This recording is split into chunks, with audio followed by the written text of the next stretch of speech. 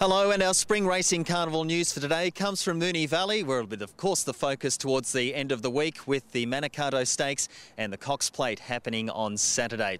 Well, here this morning it was busy. We had breakfast with the stars, plenty of horses galloping. We also had the barrier draw for the Cox Plate, the Sportingbet Cox Plate, and it looked like this.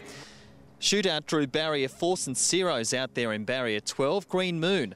The Williams team choosing barrier 5, rekindled interest, barrier 1.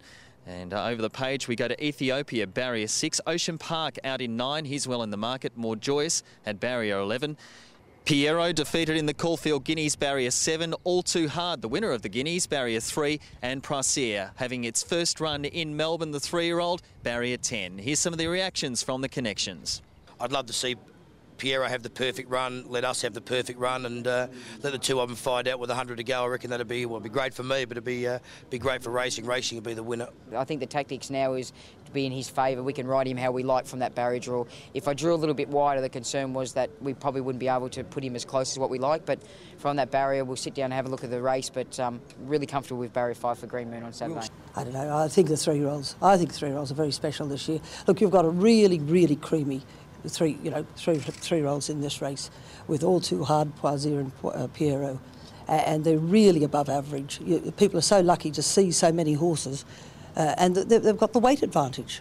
Every run he's just improved, every run, the way he pulled up and himself, and he's worked this morning. I wouldn't say it was brilliant work, but the way he pulled up after it was what I was more pleased with, and Michael was very happy with how keen he was, Let's have a look at the barrier draw for the Manikato, which was also drawn this morning.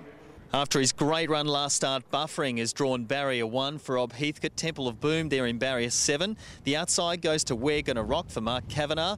Mental out there in 9. Sea Siren, barrier 5. Last start winner Hallowell Bell in barrier 3. And Lone Rock in barrier 8.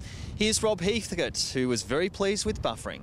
He was here primarily as a mate for Excelentes, who's racing for the first time on Friday night.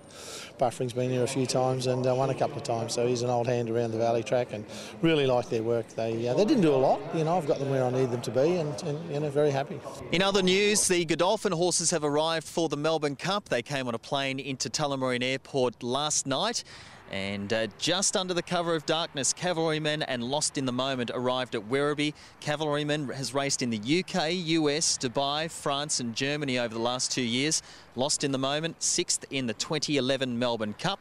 So now all of the horses engaged in the big week at Flemington are in Melbourne, and those two will settle in. Highlight of racing tomorrow is at Geelong with the $300,000 Geelong Cup. Of course, plenty of internationals engaged there. This is the situation at the moment. 9 races at Geelong tomorrow. First event at 12:30, and the track is currently a dead 5. Plenty happening on the Racing Victoria website, racingvictoria.net.au, and of course always Twitter @Racing Insider. Till next time, enjoy your racing.